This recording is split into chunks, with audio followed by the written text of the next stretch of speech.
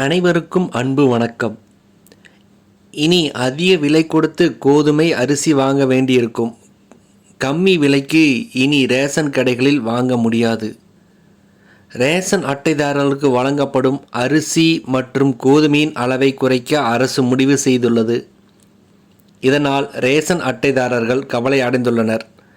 இது குறித்த முழுமையான விவரங்களை அறிந்து கொள்ள நம்ம சேனலை சப்ஸ்கிரைப் செய்துவிட்டு இந்த வீடியோவை முழுமையாக பாருங்கள். மலிவான விலையில் ரேஷன் வழங்குவது குறித்து மத்திய அரசு முக்கிய முடிவினை எடுத்துள்ளது. இந்த முடிவு வறுமை கோட்டுக்கு மேல் உள்ள குடும்பங்களை அதிர்ச்சியடை செய்துள்ளது. இப்போது இந்த குடும்பங்களுக்கு அரிசி மற்றும் கோதுமை வழங்குவது குறைக்கப்பட்டுள்ளது. முன்னதாக இந்த குடும்பங்களுக்கு போதுமான ரேஷன் வழங்கப்பட்ட நிலையில் இப்பொழுது ஒரு வரம்பை அரசு நிர்ணயித்துள்ளது. அரசின் புதிய முடிவின் கீழ் ஒரு குடும்பத்திற்கு 15 கிலோ கோதுமை மற்றும் 20 கிலோ அரிசி மட்டுமே கிடைக்கும். இந்த ரேஷன் 1 கிலோ கோதுமைக்கு 2 ரூபாய் மற்றும் 1 கிலோ அரிசிக்கு 3 ரூபாய் என்ற விகிதத்தில் வழங்கப்படும் என்று அறிவித்துள்ளது. அரசின் இந்த முடிவால் பயனாளிகள் அதிர்ச்சி அடைந்துள்ளனர். ரேஷன் கார்டுகள் அந்தந்த மாநில அரசுகளால் வழங்கப்படுகின்றன. ரேஷன் அட்டைதாரர்களுக்கு வழங்கப்படும் ரேஷன் உதவிகள் மாநில அரசின் பொறுப்பாகும். அத்தகைய சூழ்நிலையில் மாநில அரசுகள் தங்கள் சொந்த மாநில அளவிலான திட்டங்களை செயல்படுத்தலாம். எனவே மத்திய அரசு இதுபோன்ற கட்டுப்பாடுகளை விதித்தாலும் மாநில அரசுகள் தங்களுடைய மாநில மக்களுக்கு ஏற்ற வகையில் ரேஷன் திட்டத்தில் உதவிகளை வழங்கலாம். இந்த புதிய முறை மாநிலங்களின் செலவுகளை அதிகரித்து வருகிறது.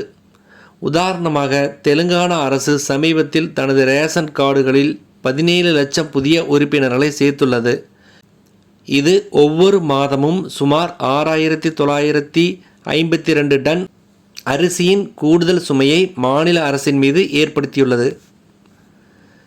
ரேஷன் அட்டைதாரர்களிடம் இப்பொழுது ஒரு பெரிய கேள்வி உள்ளது.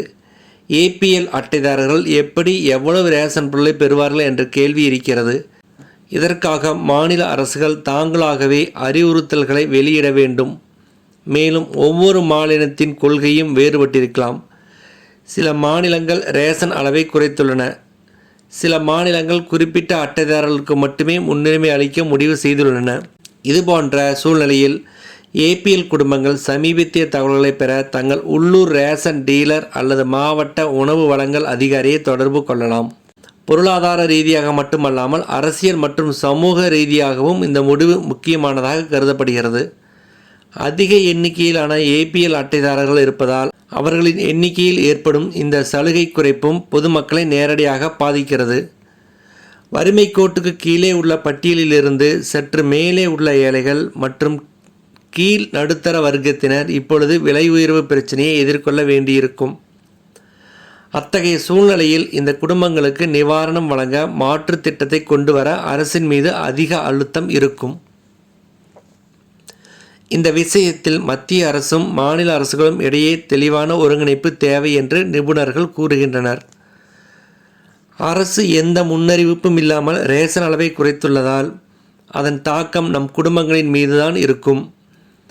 ஒவ்வொரு மாதமும் பெறப்படும் அரிசி மற்றும் கோதுமையின் அளவு குறைக்கப்பட்டதால் அவற்றின் விலை மிக அதிகமாக இருக்கும். எனவே சந்தையிலிருந்து இவற்றை வாங்கி குடும்ப தேவையை பூர்த்தி செய்ய வேண்டியிருக்கும். இது மாதாந்திர குடும்ப பட்ஜெட்டை நேரடியாக பாதிக்கும். இது குறைந்த வருமானம் உள்ளவர்களுக்கு ஒரு சவாலாக மாறும். நன்றி, வணக்கம்.